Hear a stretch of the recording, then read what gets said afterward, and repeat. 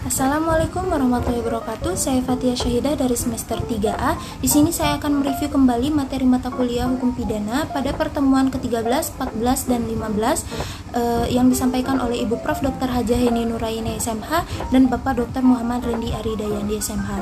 Pada pertemuan tersebut membahas bab 5 tentang alasan hapusnya kewenangan menuntut dan menjalankan pidana. Alasan menghapusnya kewenangan menuntut, yang pertama, tidak adanya pengaduan pada delik aduan. Dalam buku 1 KUHP tidak ada pengaturan khusus tentang delik aduan, melainkan diatur dalam buku 2 KUHP tentang kejahatan. Sedangkan dalam buku 3 tidak dikenal adanya delik aduan. Macam-macam delik aduan. Yang pertama ada delik aduan mutlak atau absolut, yaitu suatu delik atau tindak pidana yang karena sifatnya sendiri dari kejahatan, maka hanya dengan pengaduanlah baru dapat dituntut. Yang kedua, delik aduan relatif, delik aduan yang tidak bergantung pada sifat kejahatan, melainkan pada hubungan antara si pelaku dengan kejahatan itu atau pembantuannya dan orang yang dikenal kejahatan itu. Yang kedua ada nebis in idem, diatur dalam pasal 76 KUHP. Istilah nebis in idem ini yang berarti tidak atau jangan dua kali yang sama.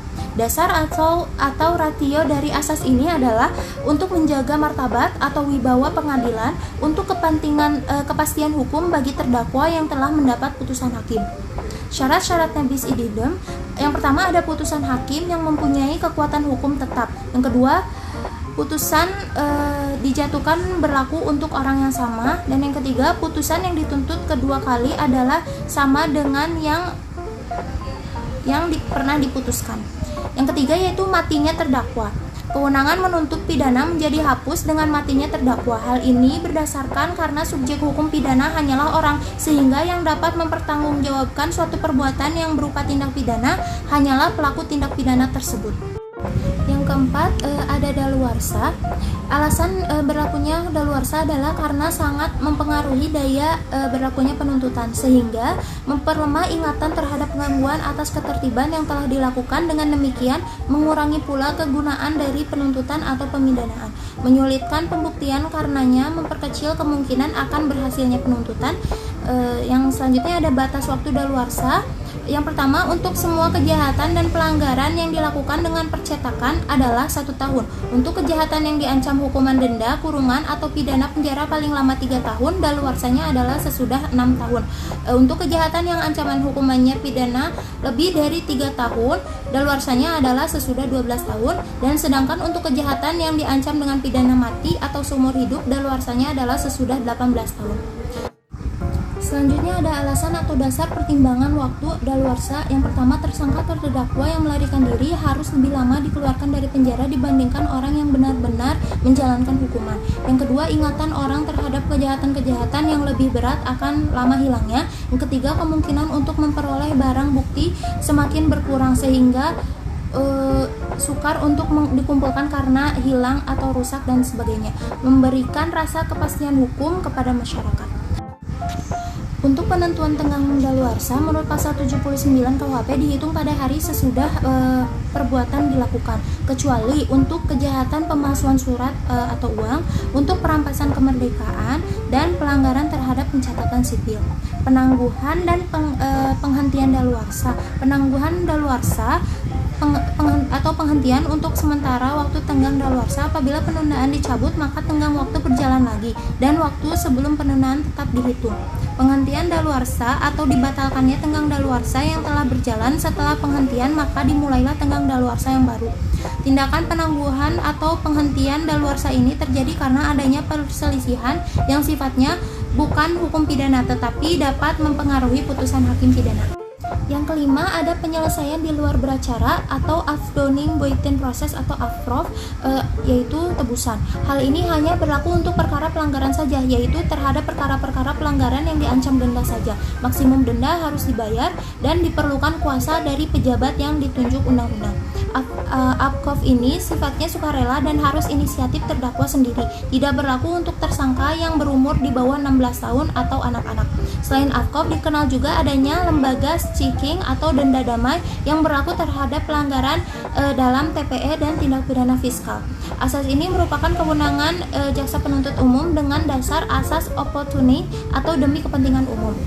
Selanjutnya ada abolisi dan amnesti. Abolisi meniadakan wewenang dari jaksa untuk menuntut hukuman, dan amnesti wewenang yang lebih luas, yaitu menjadikan wewenang untuk menuntut dan menjalankan eksekusi baik sebelum ataupun sesudah eksekusi. Perbedaan abolisi dan amnesti: abolisi hanya menggugurkan penuntutan terhadap mereka yang belum dihukum, sedangkan amnesti menghentikan penuntutan dan menjalankan pidana semua akibat hukum sebelum dan sesudah tuntutan dihapuskan. Dalam memberikan abolisi dan amnesti, presiden diberi kuasa undang-undang, artinya presiden tidak perlu meminta persetujuan DPR. Sedangkan alasan gugurnya hak untuk melaksanakan hukuman dalam KUHP ada matinya terpidana menurut pasal 83, dan ada daluarsa pasal 84 sampai 85, dan di luar KUHP ada amnesti dan grasi. Grasi adalah tindakan pengampunan dari raja atau presiden yang merupakan kemurahan hati raja atau presiden yang berkuasa, sehingga terhukum dapat menerima atau menolak grasi.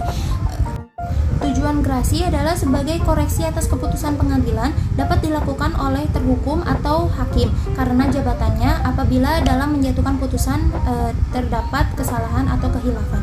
Akibat hukum dari adanya grasi: yang pertama, presiden menolak permohonan grasi, berarti terhukum harus menjalankan hukuman seluruhnya.